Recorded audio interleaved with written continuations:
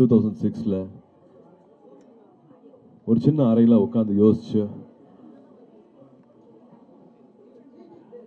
ஒரு சின்ன விதை தான் வந்து இப்போ பெரிய ஒரு ஆலமரமா ரொம்ப அழகா இந்த இடத்துக்கு வந்திருக்கு.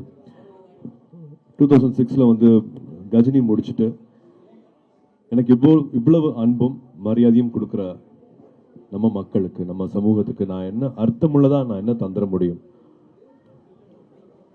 எப்படி என்னோட அன்பை தெரிவிச்சுக்க முடியும் அப்படின்னு யோசிக்கும் போது ஞானவேல் அவர்கள் கேட்ட கேள்விதான். 2006 இப்பவும் முதல் தலைமுறை மாணவர்கள் இருக்காங்க.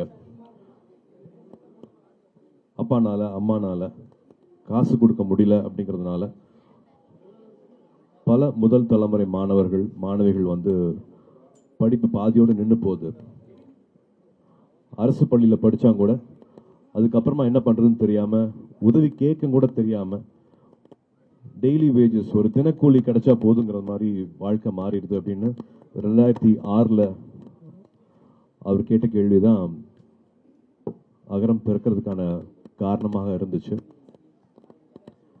அப்போ 10க்கு 10 ரூமில் ஆரம்பித்தோம். ஒரு சின்ன ஒரு அலுவலகம் தான்.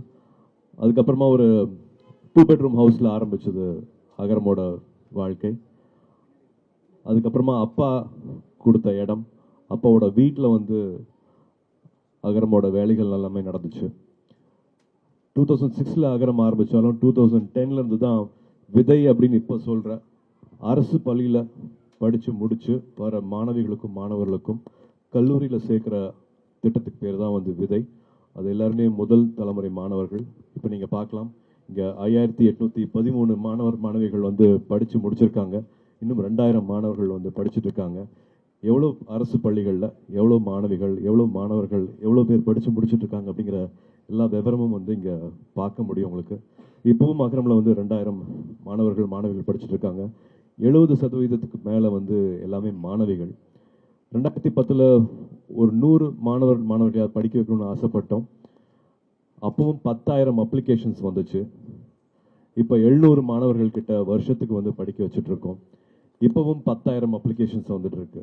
ஸோ தேவைகள் வந்து குறையவே இல்லை. இப்பவும் 2025 இப்பவும் நம்ம கூட நம்ம சமூகத்தில் முதல் தலைமுறை மாணவிகள் இருக்காங்க.